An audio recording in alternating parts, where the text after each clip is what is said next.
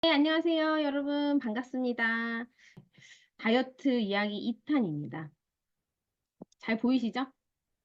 어, 어떤 식단을 해야 하는가, 말씀드릴게요. 그 전에 앞서서, 지난번에 우리가, 어, 마지막에 좀 부랴부랴 얘기했던 부분인데요. 식단을 어떻게 해야 되는가? 왜냐면, 그 다이어트가 결국은 다 먹는 거더라라는 얘기를 지난주에 했어요. 여러분들이 많이 안 먹는다고 하지만 실제로는 먹고 있거나 나쁜 걸 먹고 있다는 얘기를 하면서 결국은 식단이 중요하다는 말씀을 드렸고, 그래서 그러면 어떤 식단을 해야 되는가? 첫 번째, 대사 기능을 올려줄 수 있는 식단, 완전 소화를 시켜야 되는 식단, 양질의 영양소를 충분히 먹는 거, 호르몬 관리가 되는 식단, 그리고 수분 섭취까지 올바르게 해야 된다는 얘기를 했습니다. 네. 근데 굳이 왜 그렇게 식단을 먹어야 돼? 근데요, 어떡하죠? 비만이요, 죄가 되고, 남들이 비난하고, 그 비만하면, 가난한 거 아니야? 라고 인식해버리는 사회에 우리가 지금 살고 있어요. 사실은 이 다이어트의 역사가요, 짧지 않고요, 거의 한 르네상스 시대? 그때부터 다이어트가 있었어요. 400년 정도 전부터 어떻게 다이어트를 했다 하면서 많은 비만의 역사가 있습니다. 네. 이거 재작년이네요. 벌써 재작년 뉴스인데요. 2030년에 전 세계 비만 인구가 10억 명이나 된대요. 엄청나죠? 이렇게 많이 될 것이다. 나옵니다. 근데 그것뿐이 아니라 저소득 국가에서 비만의 증가 속도가 빠르다 얘기를 해요. 그래. 근데 우리나라는 선진국이니까 뭔 상관이야? 이런 생각할 수 있죠. 선진국인 미국을 갔어요. 그랬더니 물어보는 거예요. 아이를 키우고 있어서 건강에 좋은 그런 음식을 먹고 싶다. 사고 싶은데 돈을 더 내야 되니까. 그러니까 비싸니까 그냥 쳐다보기만 하고 건강하지 않은 음식, 정크푸드, 패스트푸드를 먹는다라고 얘기를 합니다. 그러면서 여기서 하는 말이 가난할수록 체중 관리가 안 된다. 이런 이미지가 이미 뭐 뉴스에도 만연한 거예요. 그러면서 뭐라고 얘기하냐면 죄악시하는 게 비만으로 경제 타격이 있다. 2060년에 이 정도의 비만 인구가 된다면 GDP가 3.3%나 손해가 난다. 비만인으로 인한 어떤 의료, 진료, 여러 가지 사회적 문제가 GDP까지 손해를 준다고 하니 여러분이 어떤 돈을 이렇게 벌고 있는데 내 돈을 손해 끼치는 사람 엄청 끔찍히 싫잖아요. 그쵸? 이렇게 비만한 게 그냥 뚱뚱하네, 좀 살쪘네 이 정도가 아니라 사회 문제가 되고 있기 때문에 우리가 사실은 이 비만이라는 부분을 좀 알아둘 필요가 있다는 거예요. 나는 말랐으니까 괜찮아. 나는 좀 살이 쪘지만 지금 내 몸에 만족해. 이러고 넘어갈 게 아니라 좀 알아둬야 된다는 거죠. 왜냐면요, 세계보건기구에서도 단순히 사람들한테 행동을 바꾸라고 할 문제가 아닌다. 이러면서 정책적으로 바뀌어야 된다. 음료, 설탕, 이거에 더 비싸게, 세금을 때려야 된다. 그리고 어린애들이 너무 과도하게 이런 음식들에 노출되니까 이런 광고에도 벌금 매기고 이렇게 해야 된다. 이런 얘기를 해요. 엄청나게 사회적 이슈예요. 전 세계적으로. 이제 다이어트는요, 사회적, 국가적, 세계적 이슈라서 나만 예외일 수 없다는 거를 이제 받아들이셔야 됩니다. 받아들여야 돼. 네, 아무리 내가 날씬하고, 나는 괜찮은데? 라고 생각을 하지 마셔야 돼요. 왜냐하면 나뿐이 아니라 앞으로 내가 만날 사람, 사랑하는 내 가족, 내 친구, 너무너무 소중한 목숨보다 소중한 나의 자녀들을 위해서라도 내가 이 다이어트 부분에 대해서는 어느 정도 지식을 쌓는 게 이제는 필수인 시대가 됐습니다.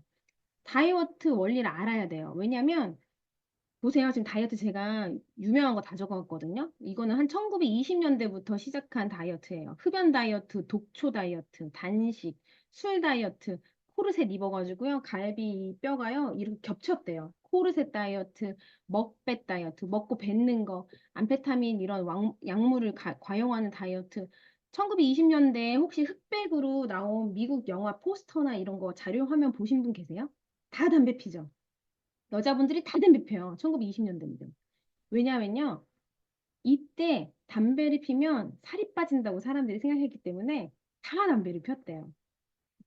그리고 최근에는 원푸드 다이어트, 키토제닉, 저탄고지 다이어트, 간헐적 단식, 식욕 억제제를 먹는다든지 황제 다이어트, 하물며 위 크기를 좀 줄이면 좀 덜 먹지 않을까 싶어서 위 절제, 위에다 풍선을 넣는 거. 진통제를 많이 먹으면 설사와 구토를 유발해서 먹는 식욕이 없어진대요. 그래서 진통제를 좀 다량으로 먹는다든지 한약 다이어트, 살충제 성분이 들어있는 어떤 약 다이어트인데 이게 2012년 정도에 실제로 이 다이어트 약을 8알 먹고 사망한 사례가 기사화돼 있더라고요. 그래서 최근까지도 저런 약을 먹어요. 왜냐면 아, 어차피 맨날 평생 먹을 거 아닌데 살 빠진다면 야, 이까짓 거 한번 먹어보지. 이런 마음으로 사람들이 먹는 거예요. 살 빼고 몸 회복하지 뭐. 이런 마음으로 빨리 효과를 보고 싶으니까 먹는데요. 사람의 심리가. 고강도 운동하는 다이어트, 지방 흡입, 땀 빼는 거. 막 사우나 가고 막 땀복 입고 땀 빼는 다이어트, 몇 날 며칠 물만 먹는 물 다이어트. 정말 많습니다. 다이어트가요, 셀 수도 없을 정도로 많아요. 왜 이렇게 많은 줄 아세요? 어떤 다이어트를 할까? 우리 애들한테 무슨 다이어트 하라고 알려줄까? 얘기를 하면, 이렇게 생각을 하면, 다이어트를 원리를 알고선 다이어트를 선택해야 되는데, 그냥 유명한 거. 정말? 그거 해서 3일 만에 몇 킬로 빠졌대? 이런 걸 하는 거죠. 근데 생각해보세요. 물만 먹어서 지방이 빠지지 않아요. 땀으로 체지방이 나오지 않습니다. 그럼 땀을 닦으면 기름지거나 노래야지. 그쵸? 약간 기름기가 있어야죠. 땀은 염분이랑 전해질이잖아요. 수분이랑. 그쵸. 이렇게 다이어트 원리를 이제는 우리가 알아야 한다는 거죠. 왜? 어, 마른 몸을 10대들이요. 선망한대요. 내 아이는 안 그럴 거야? 아니요. 춤추고 가요 따라 부르고 이런 아이들 모두가 마른 몸을 선망하는데요. 이 10대는 20대가 돼도 마른 몸을 선망하고요. 30대가 돼도, 40대가 돼도. 여기 주변에 나이가 많다고 다이어트에 관심 없는 분 계세요? 아무도 없죠. 네. 이미 청소년기부터 마른 몸을 선망하고 저 아직 10살 안 된 아이가 나 뚱뚱해 안 뚱뚱해 그걸 물어봐요. 지금은 그런 사회에 살고 있기 때문에 자녀를 위해서라도 우리는 이 원리를 알아야 합니다. 혹시 이거 보셨어요? 이거 나비약이라고 식욕 억제제인데 이런 모양 보셨어요? 되게 유명해요. 제 지인은 이거를 10년 넘게 먹는 분이 있어요. 먹었는데 살은 안 빠지시더라고요. 근데 불안해서 먹는데요. 그 이유가요. 일단 이거를 먹으면 여러 가지 부작용이 있는데 어, 그것이 알고 싶다 이렇게 나왔어요. 이분이 약간 연예인이시래요. 다이어트를 하려고 저 나비약을 많이 먹었더니 몸이 마음대로 움직이고 혼자 점프하고 막 움직여지더래. 부작용. 부작용이 엄청 사회 이슈가 됐습니다. 그러면서 뉴스 나오죠. 식욕 억제제는 마약류의 일종이다. 스테로이드, 마약류, 식욕 억제제 오남용한다. 사람들이 컨트롤이 잘 안 된다는 거죠. 막 기분이 좋아지고 흥분 상태가 되니까. 그러면서 옆에 보이세요? 위에 왼쪽 위에 다이어트 하다가 마약 사범이 된 10대들. 아니야, 우리 애들은 저런 거 안 먹어. 어떻게 뭐 어디서 저런 걸 구해? 라고 생각하실 수 있겠지만요. 음, 그 사람들이요, 진짜 신기한 거예요. 나 이거 살 빠지고, 그러면 이거 먹어도 돼. 야, 저기서 구할 수 있어 하면 그냥 듣고 먹어요. 안 먹을 것 같죠? 근데 먹는다는 거죠. 왜? 의사가 처방해주고. 약국에서 살 수 있으니까. 왠지 신뢰가 가잖아요. 근데 신뢰하지 말라고 이걸 가져온 거예요. 1920년대에 담배로 살을 뺀다고 그렇게 엄청 사회에 많은 사람들이 담배를 폈다고 했잖아요. 실제로 담배 회사 광고예요. 살이 찌기 싫으면 담배에 불을 붙이세요. 그러니까 먹는 거 참고 담배에 불을 붙여라. 그러면 살이 빠진다. 이게 아주 공식적인 광고였습니다. 이거 보시면 최근에 이번 작년 얼마 안 됐어요. 제주도에서 육중 추돌 사고 난 거 기억하세요? 뉴스 못 보셨나? 뉴스 보면 동영상으로 막 차를 막 소리 지르면서 막 쳐요. 한 여성이 경찰이 막 창문에 막 부셔가지고 저지시키거든요. 이 사람이 왜 그랬나 알고 봤더니 식욕 억제제를 먹었더니 환각 증상이 있어서 공포가 온 거예요. 이게. 너무 공포스러운 거지. 식욕 억제제의 특성이요. 여러 가지가 있는데 그 중에 뭐가 있냐면 우리가 막 밥을 먹고 싶은데 막 엄청 무서운 곳에 와 있는 거예요. 뭐, 뭐 잔인한 곳? 아니면 무서운 곳? 아니면 뭐 사자, 호랑이 이런 데 둘러싸여 있다고 생각해 보세요. 배가 고프세요? 배가 안 고프죠. 밥을 먹을 수 없죠. 이런 식욕 억제제의 대부분이 공포심을 만드는데 이게 지나치다 보니까 뇌에서 나 지금 되게 불안한 상태야. 이렇게 생각을 해서 이분이 실제로 인터뷰를 했더니 전쟁이 났다고 착각을 해서 다 도망가라고 차를 다 쳤대요. 대박이죠. 술 먹었나? 이 사람 왜 그러지? 했더니 식욕 억제제를 처방한 겨우 20대 여성이었습니다. 20대 여성. 10대부터 날씬한 몸매를 원한 그런 분들이 다이어트 원리에 대한 지식이 없다면 성인이 된 20대에도 잘못된 선택을 할 수 있다는 예시인 거죠. 이런 이 다이어트 약이요. 제가 한 부작용 검색해 봤거든요. 보세요. 고혈압, 폐동맥 고혈압, 신장 판막 질환, 그 밑에 드물게 정신질환적 발작이 일어날 수 있다. 요즘에 조현병도 진짜 많잖아요. 그런 거에 이유가 되기도 한데요. 그리고 음식을 먹으면 불쾌한 맛이 나서 안 먹게 되고 위장장애, 설사, 변비 뭐 엄청 많죠. 어, 진짜 먹으면 안 되는 거죠. 살이 빠진다 해도. 왜냐면 내가 그 충동을 억제할 수가 없으니까. 근데 이런 거 안 먹어도요. 진통제 우리 너무너무 쉽게 구할 수 있잖아요. 청소년들이 한 3년 전쯤에 그 SNS로 진통제를 한 8알, 10알 먹으면 어지럽고 식욕이 떨어지고 토하고 설사한다고 이슈가 돼가지고 이걸 엄청 많이 먹었대요.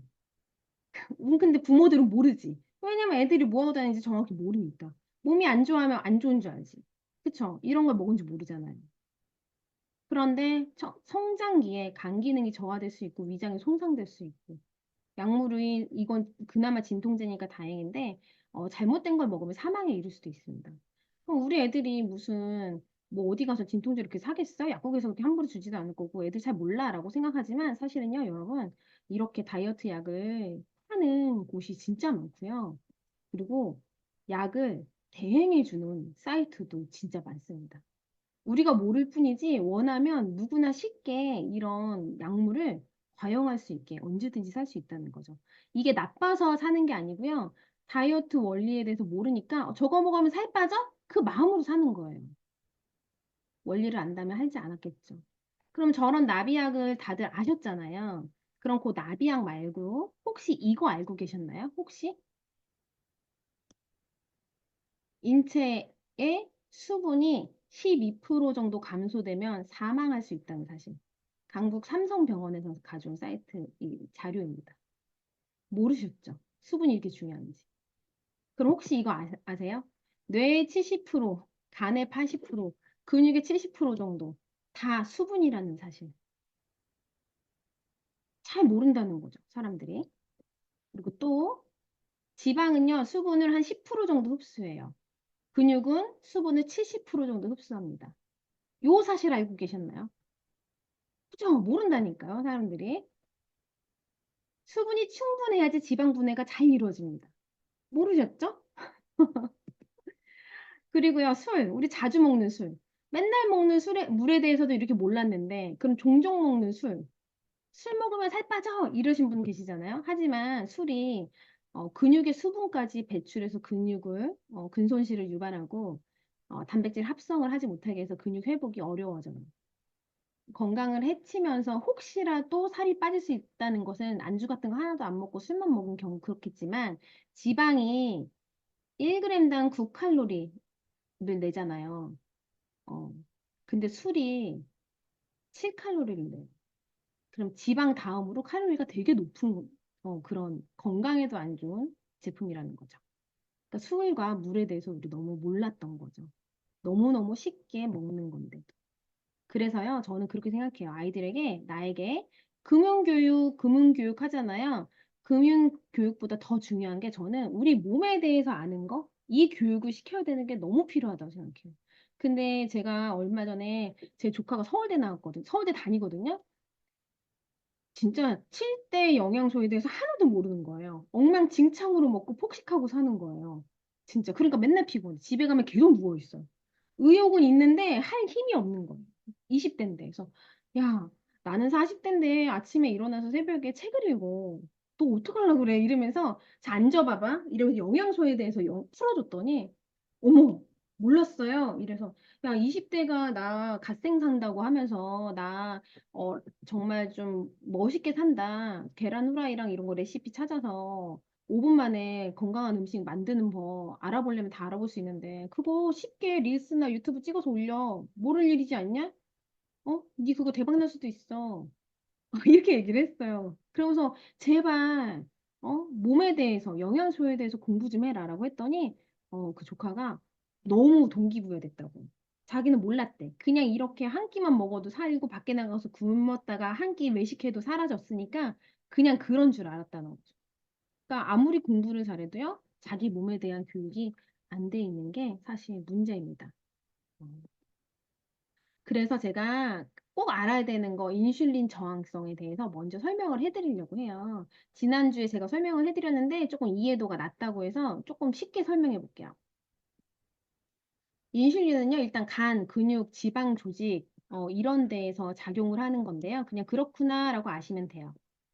혈당을 낮추는 역할을 하는데 어, 또한 체지방의 양을 늘리는 역할을 하고요. 여기 보이세요? 지방 조직 옆에 오른쪽 끝에 지방 분해를 억제하는 기능이 있어요. 인슐린은 우리 몸에 절대적으로 필요하지만 너무 많으면 또 안 되는 그런 호르몬인 거죠. 우리 몸에 항상 나오는 호르몬이에요. 뭐만 먹어도 나오고요. 얘는 그냥 안 나오면 병이 되는 호르몬입니다. 그러니까 정상인이라면 인슐린은 다 가지고 있어요. 근데 저항성이 뭐냐? 자, 여기서 조금 이 메커니즘을 따라오셔야 되니까 좀 집중해 보세요. 자, 1번, 빵이나 과자, 이런 정제 탄수화물을 먹으면 얘가요, 엄청 빠르게 몸으로 흡수가 돼요. 소화가 돼요. 그러면 몸으로 흡수가 된다는 게요, 피로 들어간다는 거예요. 혈액으로. 혈액으로 되게 빠르게 가요. 그러면 혈당이 되게 빠르게 올라가요. 빠르게 올라가니까 인슐린이 급해. 너무 급해가지고 막 인슐린이 막 분비해요. 이렇게 반복을 하는 거예요. 그러다 보면 7번 볼게요. 6번 볼게요. 혈당을 낮추기 위해서 인슐린을 많이 분비하는. 그러면 인슐린 수치가 많이 분비되니까 아까 인슐린이 혈당을 낮추는 역할을 한다고 했잖아요. 혈당이 막 낮아져요. 그러니까 나는 이미 몸에 사실은 혈당이 존재하고 있는데 피 안에 혈당이 없는 거예요. 지방 세포로 다 집어넣어 버려가지고. 그리고 어떻게 해요? 피 속에서는 뇌는 배고프네 이렇게 생각을 하는 거예요. 왜 이렇게 허기지지? 그러면 어떻게 해? 빠르게 또 혈당을 올린 빵 한 조각 더 먹고 케이크 하나 더 먹고 이렇게 되면요. 어, 이게 가짜 배고픔이라는 거거든요. 가짜 배고픔이 와서 먹고 돌아서면 또 배고프고 먹고 돌아서면 또 배고파서 진짜 몸은 배고프지 않은데 나도 모르게 출출하니까 빵, 떡, 뭐 난리 나는 거죠. 그런 거 계속 먹으면 결국은 잉여된 그런 에너지원이 지방세포가 돼서 우리 몸이 뚱뚱해지는 거예요. 이거는 그래서 우리가 배고프다 하면 진짠지 가짠지 알기 위해서 팁은 물을 마셔라. 그리고 저희는 유산화 제품 중에 파이버지를 마셔라라고 하거든요.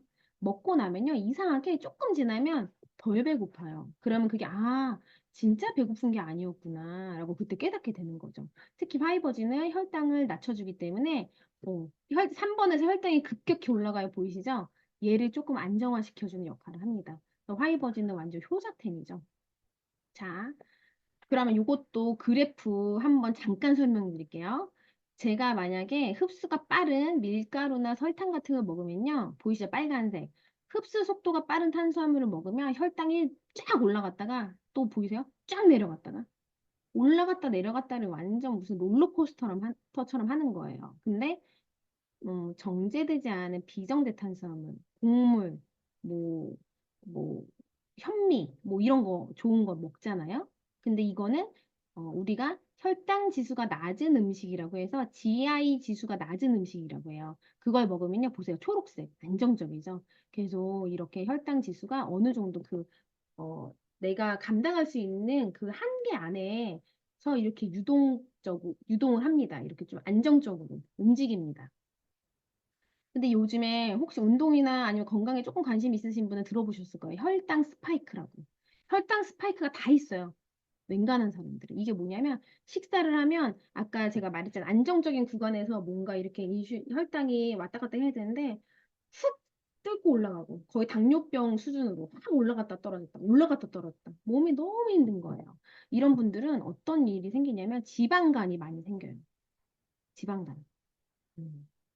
그래서 왜 우리 어린애들, 음, 지방간 있는 애들 많거든요. 요즘에는 왠지 아세요? 정제된 탄수화물, 떡, 빵, 과자, 설탕, 사탕, 초콜릿, 뭐 시리얼 이런 걸로 식사를 하는 어린아이들이요. 술을 먹지 않는데도 불구하고 지방간 있는 거예요. 이런 게 있으니까. 아이들한테 어떤 밥을 주실 거예요? 흰 쌀밥에다 그냥 김만 주면 계속 그렇게만 먹어도 어, 생길 수 있어요. 왜냐면 흰 쌀밥의 GI 지수가 거의 100이거든요. 근데 건강한 GI 지수는 55 이하여야 돼요. 그러니까 계속 쌀 그냥 쌀, 김, 계란, 쌀, 김치 이렇게 먹으면 거기다가 간식으로 떡, 빵, 초콜릿, 과자 이런 거 먹으면 아이들도 지방간이 생길 수 있는 거죠. 자, 그래서요, 인슐린 저항성은 대사증후군의 많은 원인이 되는데요. 이거는 뭐냐면요. 인슐린이 조금 나와도 뭔가 혈당이 조절됐던 내 몸이 자꾸 수시로 많이 나왔다가 적게 나왔다, 많이 나왔다, 적게 나왔다 이러니까 아세요? 우리 왜 처음에 목욕탕 가면 냉탕 들어갔다 온탕 들어갔다 하면 처음에 되게 춥고 되게 뜨거운데 어느 정도 익숙해지잖아요. 그런 것처럼 인슐린도 민감도가 떨어져가지고요. 이렇게, 이렇게 하나만 있었으면 예를 들어 혈당이 감소됐다면 인슐린 저항성이 생기면요. 한 3개, 5개, 6개 이렇게 나와야지 혈당이 감소되는 거예요. 인슐린의 민감도가 떨어지는 거예요. 이렇게 되면 이 당분, 저의 에너지원이 제가 먹었던 음식들이 세포로 들어가지 않아서 세포는 배고프고 세포로 안 들어가니까 어떻게 해요, 몸은? 인슐린이 부족해서 세포로 못 넣나? 인슐린을 더 분비해. 인슐린을 더 많이 분비하고. 완전 계속 악순환을 만드는 겁니다.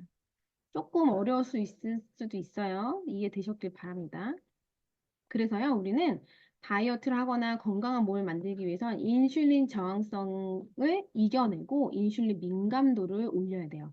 인슐린은요, 현대인의 다이어트에서 절대 빼면 안 돼요. 그래서 말씀드렸어요. 그 두 번째, 굶주림 반응이랑 대사 적응도 말씀드릴게요. 이 대사 적응이라는 거를 네이버에 쳐보면요, 어, 생체의 여러 가지가 조절을 해서요, 변화에 대처하도록 만든다는 거예요, 내 몸을.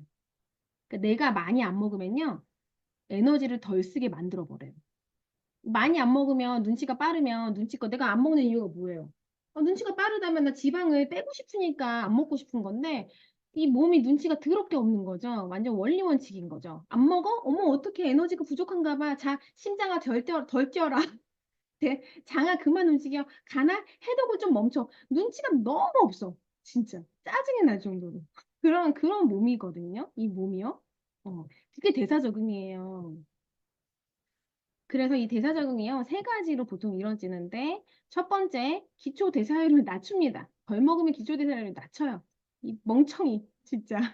지방을 빼라니까 아예 낮춰버리고요.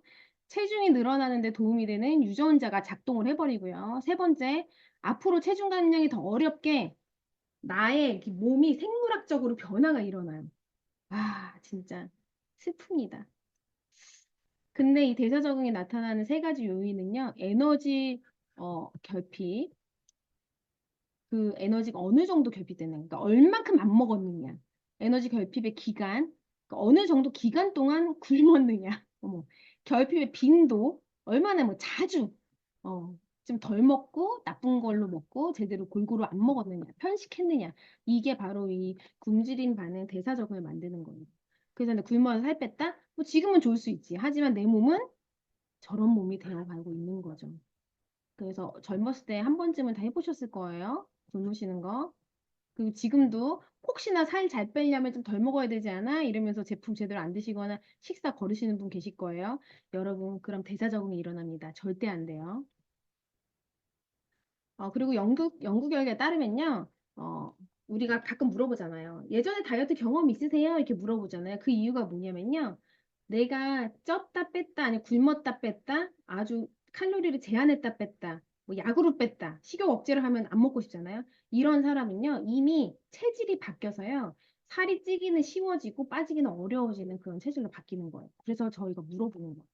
이게 이제 요요 체질로 전문 용어로 요요 체질로 바뀌었다라고 얘기를 하죠. 그리고 결핍은요, 그래서 절대 있으면 안 됩니다. 다른 결핍은 모르겠어. 나의 정신력을 강화시킬 수 있지만 영양소 결핍은 안 된다는 거죠. 왜냐면 내 몸이요. 나는 정신력을 다듬으려고 결핍을 시키면 눈치가 더럽게 없으니까 몸이 칼로리를 낮춰버리니까 결핍은 안 되고요. 그리고 운동도 마찬가지예요. 왜 운동하실 때 옛날에는 뭐 한 시간 하면은 근육이 생겼어요. 얘도 대사 적응이 생겨요. 이제 한 시간으로 안 돼. 옛날에는 뭐 1kg짜리 가지고 생겼어. 점점 지날수록 10kg, 20kg 들어야 되잖아요. 얘도 대사 적응이 생겨서 그래요. 우리 몸이요. 이렇게 눈치가 없고 과학적입니다. 그거를 인지하셨으면 좋겠고요. 그래서 중요한 거는요. 대사 적응 때문에 많이 먹어도 문제인데 안 먹어도 문제예요. 이 대사 문제가 생겨요. 대사 문제가 생기면 우리가 알고 있는 많은 퇴행성 질환, 그쵸? 그 모든 질환들, 뭐 당뇨부터 시작해서 그런 질환들이 생기는 거죠. 이때까지 제가 말씀드렸지만 저희 한 400년 전부터 쭉 이어온 다이어트와 현대 다이어트의 공통점이 있어요. 바로 식단이에요. 너무 신기하죠? 그러니까 식단이라는 걸 그냥 인정해야 돼. 자꾸 다른 게 있지 않을까라고 생각하시면 안 돼요. 근데 옛날에는요, 식단을 어떻게 생각했냐면, 식욕 억제하고 덜 먹으면 되지. 칼로리 제한으로 다이어트 해야지 생각했는데, 요즘에는요, 트렌드가 바뀌었어요. 어, 세포에 영양이 가득해야 되고, 결핍이 없이 먹어야지 올바른 식단입니다. 예전엔 안 그랬거든요. 덜 먹어야 됐어. 그냥 칼로리 낮은 걸로. 지금은 아니라는 거죠. 그래서 옛날에는요, 다이어트를 하려면 산수 능력이 뛰어나야 됐어요. 지금 내가 몇 칼로리를 먹었으니까 몇 칼로리를 소비해야 되고, 운동이 몇 칼로리고, 이런 산수 능력이 필요했었는데, 지금은요, 세포가 원하는 게 뭔지를 알아야 되는 시대로 바뀌었어요. 그리고 옛날에는요, 뭐야, 그 사람이 뭐 레몬 디톡스로 뭐 몇 킬로 뺐다고? 좋아, 따라해봐. 레몬사, 이러면서 단기간에 쇼 붙이는 거. 근데 레몬 디톡스를 10년 할 수는 없겠죠? 그쵸? 그런 단기간에 끝내고 오래 지속할 수 없고 간편하고 또 유행에 뭐 민감하게 유행이다 하면 그 다이어트 쫙 우르르 하고 그랬는데 요즘에는요, 우리 몸의 구조, 원리, 그리고 기전 같은 거를 이해해서 다이어트로 접근하는 시대입니다. 실제로 이런 거를 설명해주는 강사들이 돈도 꽤 벌어요.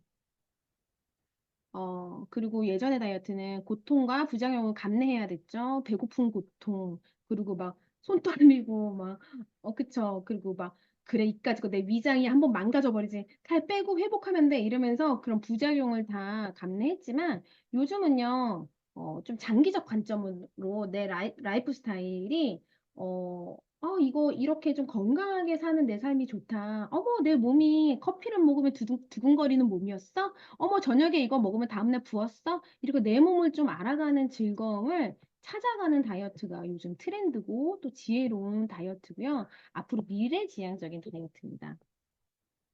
그래서 그래서 공부를 해야 돼서 대사 올리기를 다시 들어갈게요. 대사 올리기 하려면 대사를 망가뜨리는 음식을 끊어야 되고요. 대사에 도움되는 음식을 먹어야 돼요. 망가뜨리는 음식은 정해져 있어요. 설탕, 밀가루, 나쁜 기름, 그리고 튀김 음식. 나쁜 기름에 튀긴 음식은 더 나쁘겠죠. 그리고 술, 커피, 가공우유 이런 게 별로 좋지 않습니다. 어, 호르몬 교란도 일으키고요. 대사에 도움되는 음식은요. 7대 영양소가 풍부하고 GI 지수, 아까 혈당, 인슐린 말씀드렸죠. 혈당을 안정화시켜서 인슐린이 아주 그 평온하게 나오는 그렇게 만들어주는 GI 지수 낮은 음식을 먹어야 되는데요. 7대 영양소는 여기 적혀 있는 대로 요게 7대 영양소고요. GI 지수는 55 이하의 음식이면 됩니다. 어, 실제로 감자가 한 8, 90 돼요. GI 지수가. 고구마가 한 50 정도 되고요. 오이 고추가 한 23 정도 됩니다. 그럼 생각해 보세요. 쌀밥이 또 한 8, 90, 100도 되는데 떡도 그 정도 되고. 그러면 뭘 먹지? 계속 오이랑 채소랑 고추를 먹어야 되나? 고구마랑? 구황작물만 먹어야 되나? 이런 생각 하실 수 있잖아요. 뭘 먹어야 될지 몰라요. 이걸 알아도. 근데 우리는 방법을 알아요. 뭐냐면 GI지수 이 검색할 수 있는 사이트에 들어가시면 유산화를 치면 뉴트리밀이 보이세요? 맨 밑에 초록색 동그라미 GI 지수가 21입니다. 고추보다 낮아요. 고추보다 낮은 혈당 지수가 낮은 음식에 7대 영양소가 다 들어있어요. 탄수화물, 단백질, 지방 이게 다 들어있다고요. 어마어마하죠? 근데 이런 제품은 사실은 찾아보세요. 없습니다. 그리고 두 번째 완전 소화를 시키셔야 되는데요.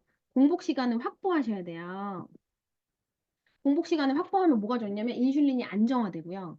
내 장기들이 쉬어요. 그러니까 우리 좀 쉬어줘야 되잖아요. 아무리 뭐 열심히 일한다고 해도 쉬지 않으면 에너지가 충전이 안 되잖아요. 장기들도 쉬게 해줘야 되고요. 계속 음식이 쉬지 않고 들어오니까 계속 소화시키느라고 장기들이 쉬면서 자기를 좀 이렇게 힐링하고 재생할 시간이 없는 거예요. 그냥 계속 소화에만 계속 일을 하니까. 그러니까 공복 시간을 확보하면 소화 에너지가 불필요해서 오토파지라는 게 생기는데요. 이 오토파지는 재생입니다. 이건 좀 이따 설명해 드릴게요. 내 몸이 재생되면 좋은 거잖아요. 재생이에요. 그래서 간헐적 단식이 있는 건데 공복 시간을 확보하려고 16시간 정도 간헐적 단식을 하면 좋다라고 하는데요. 이거 16시간 뭐 안 먹고 막 먹잖아요. 이건 마법이 아닙니다.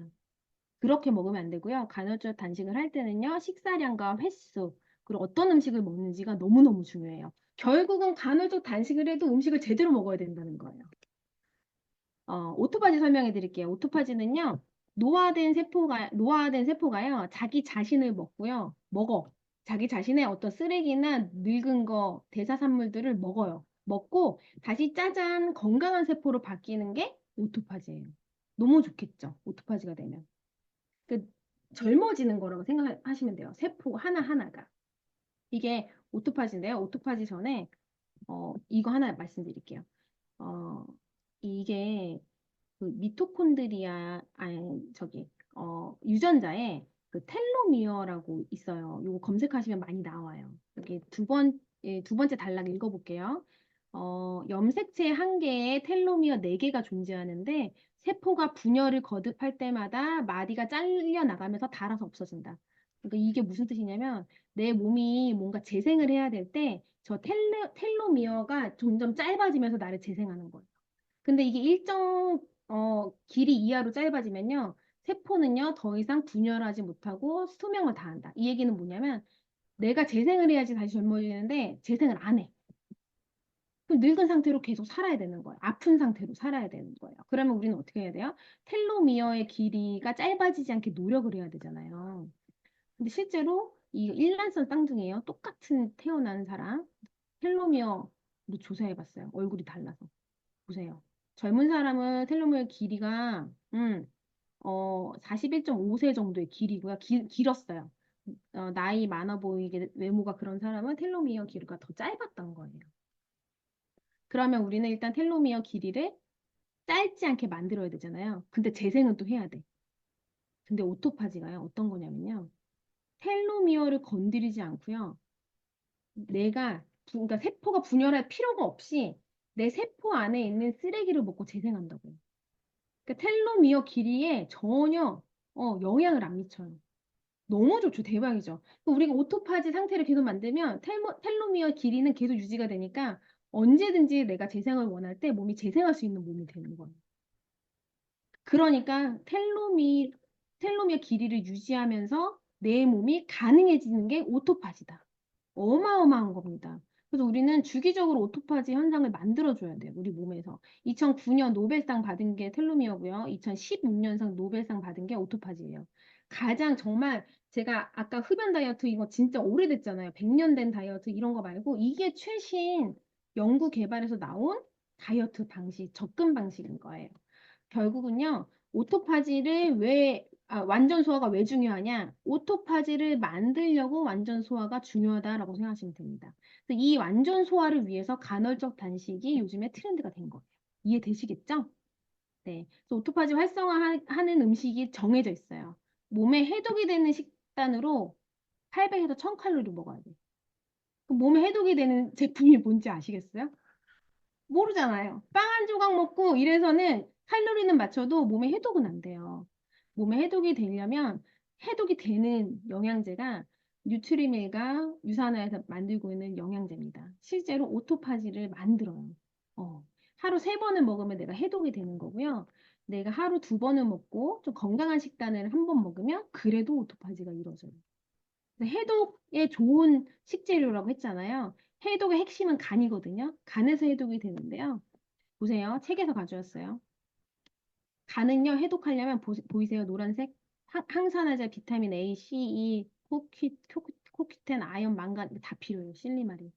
그래서 우리가 영양제를 그렇게 많이 먹는 거지. 영양제 먹으면 뭐 간이 힘들지 않아? 아니요. 영양제를 안 먹어서 간이 힘든 거예요. 저런 영양소가 없으니까 해독을 못 하니까. 그래서 영양제를 반드시 먹어줘야 되는 거죠. 자, 세 번째, 양질의 영양소 충분히 먹기. 우리 채소 다이어트 할 때 많이 먹잖아요. 왜 먹으세요? 칼로리 낮으니까 살 빠질 것 같아서. 라고 말하시는 분이 진짜 많아요. 실제로 그렇게 해서 먹습니다. 근데 채소를 먹는 이유는요, 칼로리가 낮아서가 아니에요.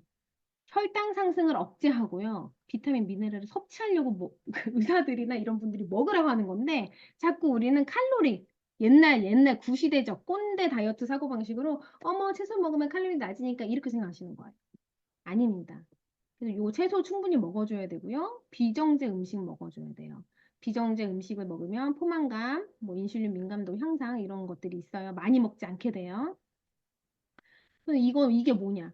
채소와 비정제 음식이 뭐냐? 결국은 7대 영양소가 풍부한 GI 지수 낮은 음식을 먹으라는 거예요. 계속 반복되는 얘기예요. 오토파지를 하려고 해도, 그쵸? 양질의 영양소를 먹으려고 해도 결국은 이거예요. 이걸 지키면 됩니다. 이런 음식이 어디에 있냐는 거죠. 만약 일반식에서 찾는다면 이런 식으로 드시면 돼요. 이런 식으로. 이런 식으로 드시면 됩니다. 근데 항상 이렇게 먹고 살 수는 없잖아요. 내가 좀 떡볶이를 먹고 싶은 날도 있잖아요. 술도 먹고 싶은 날도 있잖아요. 그럴 때는 유산화의 화이버지를 먹고 드시면 얘가 혈당 지수를 안정화시키거든요. 그래서 얘를 저는 뭐 식사할 때 좀 식단이 건강하지 않다 하면 얘를 한 컵 정도 따라서 마시고 식사를 해요. 그럼 혈당이 안정화되고 살이 찌지 않아요. 그러니까 이거를 그냥 라이프 스타일로 가져가셔야지 어 갑자기 무슨 빡세게 굶고 이렇게 해서는 내 재생, 젊어지는 거, 오토파지, 다이어트 모든 게 되지 않는다는 거죠. 네.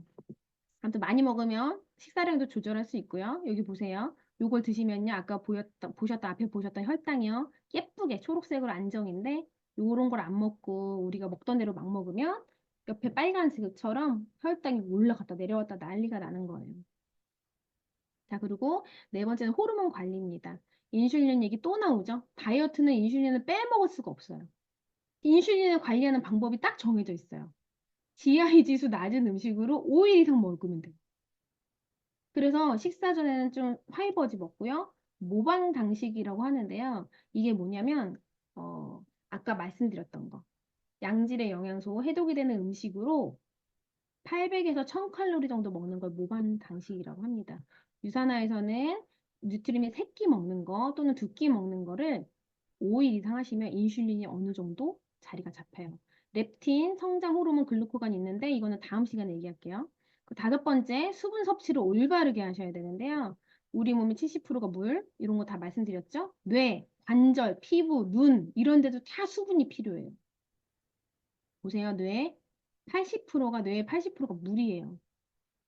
물을 안 먹으면 뇌가 짜글짜글해지겠죠. 좋은 물 드셔야 됩니다. 그렇다고 물을 또 많이 먹으면요. 나트륨, 전해질 이게 다 소변으로 빠져서요. 탈수 증상이 오고 두통이 와요. 그러니까 진짜 여기서 계속 말하는 건 좋은 걸로 적당히 먹으라는 거예요. 근데 사람들이 그 적당히를 찾기가 힘들죠. 제가 알려드릴게요. 전해질 농도가 유지되는 정도로 드셔야 되는데요. 미네랄이 있는 물로 드시는 거 추천하고요. 음식에서 내가 1리터 정도는 물을 평소에 섭취하거든요. 모든 사람들이. 그러니까 추가로 1리터 정도를 더 섭취하면 적당하고요. 좀 더 드셔도 되긴 합니다. 유산화에는 미네랄 드링크랑 그런 것들이 있죠. 도움이 되실 거예요. 자, 일단은 우리 대사 문제나 다이어트, 우리 몸의 모든 문제들은요. 자주 먹고 많이 먹고 적게 먹고 불규칙하게 먹고 나쁘게 먹고 굶고 잘못 먹고 막 이래서요. 인슐린 저항성이 생기고 호르몬이 불균형하고 대사 능력이 저하되고 체지방이 축적되고 퇴행성 질환이 생기고 염증이 생기고 결국은 얼굴이 늙어버립니다. 몸도 얼굴도. 그래서 식사를 바꿔야 된다는 개념으로 다이어트를 하셔야지 뭐 아예 굶거나 운동을 빡세게 하면 나를 혹사시킨다거나 이런 식으로 다이어트를 접근하시면 안 돼요. 식욕을 억제해서 내 뇌를 뭐 속여가지고 공포심을 조장해서 살을 빼면 안 되고요. 내 세포가 좋아하는 음식을 먹어서 대사를 원활하게 만들어야지 그게 진짜 다이어트가 되는 겁니다. 간헐적 단식 제가 한 건데요. 제가 한번 해봤어요. 이거 표 보시면 간헐적 단식 하는 데가 초록색이거든요. 어, 보세요. 체지방률이 올라갔죠? 내장 지방이 8에서 9로 올라갔어요. 오른쪽 보실래요? 기초 대사량이 떨어졌고요. 체중은 뭐 빠지긴 했습니다. 근데 골격근량, 근육이 빠졌고요. 체지방이 오히려 늘었어요. 열흘을 했어요. 제가 간헐적 단식은. 16시간 공복을 했거든요. 그래서 아차 이러다 내 몸 망가지겠다 싶어서 제가 2단계를 했어요. 2단계라는 건 하루 2번 뉴트리밀 유산화 걸 먹는 거거든요. 보세요. 어, 보이세요? 내장 지방 오른쪽 보시면 내장 지방이 9에서 7로 이틀 만에 떨어졌어요. 그리고 오른쪽 보시면 근육량이 이틀 만에 늘었고요. 체지방량이 이틀 만에 2.4kg가 빠졌습니다. 네, 어마어마하죠? 정말 과학적인 제품이라는 거죠. 간헐적 단식하는 이유는요, 살 빼는 게 아니고요, 과식을 방지하기 위해서, 완전 소화를 위해서, 오토파지를 활성화하기 위해서, 그리고 양질의 음식으로 세포가 원하는 만큼 먹게 하기 위해서 간헐적 단식을 하는 거지, 얘만 하면 살 빠져? 그게 아니라는 거를 아셔야 돼요. 그 유산화 헬스 라이프 챌린지는 어떠냐고요? 이거. 오케이. 대사기는 올리죠. GI지수 낮으니까. 비타민도 있으니까. 완전 소화 시키죠. 아까 앞에서 보셨죠? 그 양질의 영양소 충분하죠? 아까 7대 영양소랑 보셨죠? 호르몬 관리 되죠? 아까 인슐린 잡은 거 보셨죠? 그리고 수분 섭취는 허브티와 미네랄 드링크로 가능합니다. 응모고 좀 해주세요. 어. 네, 헬시 라이프 챌린지는요. 식단은 일단 완벽하게 준비가 완료돼 있고요. 두 번째, 간단한 운동, 걷기, 유산소까지 가능해져요. 거기다가요, 요거 보세요. 엄청 유명한 어떤 그 다이어트 하시는 분이신데, 뭐 다이어트 코치 분이신데요. 이분이 주변에 강력한 에너지를 줄 수 있는 사람이 있어야 체중을 유지하는 오랜 과정을 이겨낸다라는 명언을 남기셨습니다. 야, 그 정도면 괜찮아. 무슨 몸 관리야. 아유, 야, 무슨 예민하다. 이런 사람 말고요. 정말 건강한 컨디션 유지하고 싶어? 멋있다. 우리 같이 해보자. 이런 사람들까지 헬시 라이프 스타일 챌린지에서 준다는 거죠. 너무 완벽하죠. 어때요? 정말 할만하죠. 그냥 뭐 한 달에 끝내버려야지. 생각보다 살이 안 빠지네. 나 다시 한약 다이어트로 갈 거야. 이러지 마시고요. 내 몸을 알아가는 과정으로 이 과정을 즐기시면서 좋은 사람과 좋은 에너지를 만나보세요. 최고의 식단이 준비되어 있으니까요. 알면 알수록 완벽한 유라첼입니다. 유라 잘 하시는 분들 쭉 하세요. 쭉. 1년 하시고 2년 하시고 3년 하세요. 네. 다이어트 3탄에서는요, 생리기간의 다이어트 어떻게 해야 되는지, 그리고 나머지 호르몬에 대해서 말씀드리도록 하겠습니다. 시간 안에 끝내느라고 말이 좀 빨랐는데 도움되셨길 바래요.